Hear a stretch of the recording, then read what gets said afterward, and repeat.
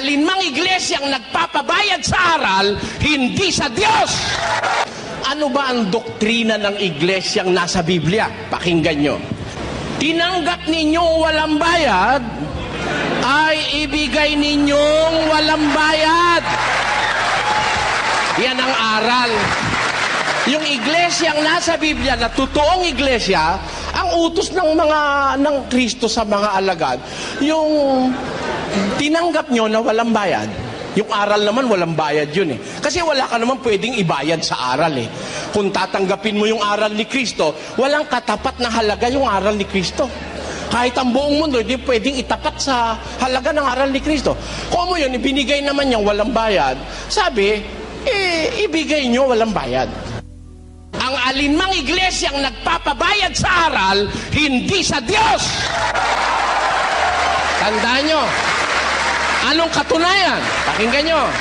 Sa isang talata ng Kawikaan, 23:23, ganito ang ating mababasa. Bumili ka ng katotohanan at huwag mong ipagbili. Oo, karunungan at turo at pagkaunawa, huwag mong ipagbibili. Kaya bawal nung ibenta yung aral eh. Kaya walang presyo yun. Pagka nakakita kayo ng aral, bawa, binyag, may presyo. Delikado yun. Bayad yun eh. Halimbawa, kasal, may presyo. Aral ba yung kasal? Aral, institusyon, Diyos ang nagtayo. Ang Diyos ang nagtayo ng institusyon ng pag-aasawa, yung matrimonya, walang bayad yun. Pag may naningil sa inyo, hindi tama yun. Alam nyo ano mangyayari pag mayroong ganon? Pakinggan nyo ang sabi ni San Pablo sa 2 Korinto 2:17. Sapagkat hindi kami gaya ng karamihan na kinakalakal ang salita ng Diyos.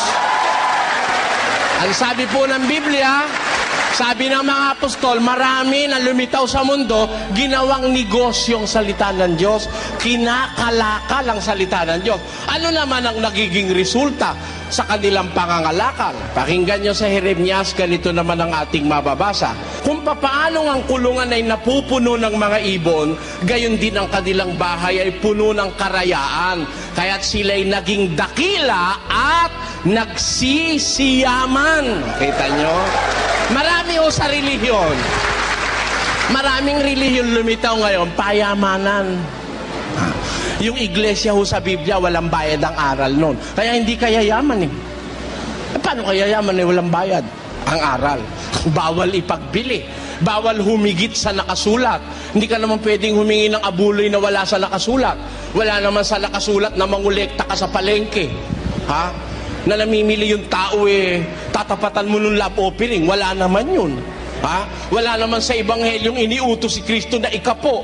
Wala naman ditong prayer request. Wala namang abuloy ng Webis dito sa Ebanghelyo. Meron ba nun? Wala nun. Kaya yung iba, kinukuha yun, yung mayaman tuloy.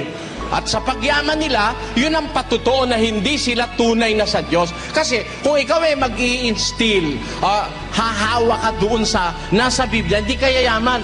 Isa sa palatandaan ng tunay na relihiyong sa Diyos, hindi nagpapayaman, hindi ginagamit ang salita ng Diyos para kumita, at hindi ipinagbibili higit sa lahat ang salita ng Diyos na katotohanan. Yan ay isa sa mga palatandaan ng tunay na iglesia. At yan ang gawain ng iglesyang nasa Biblia, na kung tawagin ng Biblia sa maraming mga talata, bibigay ko sa inyong isa-isa. Kukulangin lang ko ng oras Unang Korinto 1:2. 2 Korinto 1:1 hanggang 2.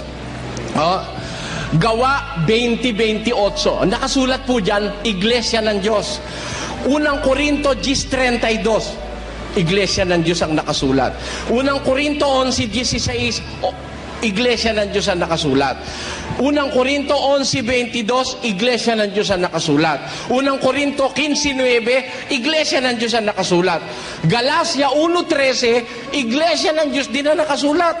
2 Tesalonica 1:4, Iglesia ng Diyos din nakasulat. 1 Tesalonica 2:14, Iglesia ng Diyos din ang nakasulat. Wala hong talata sa Biblia may mababasa kang Iglesia Katolika Apostolika Romana. Wala po niyan.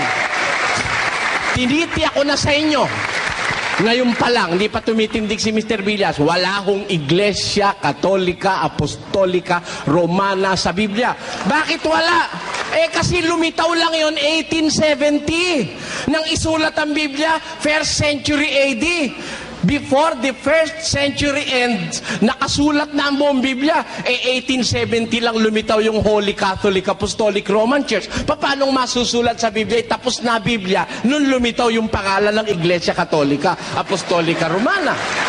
Kaya hindi po yun ang nakasulat sa Biblia.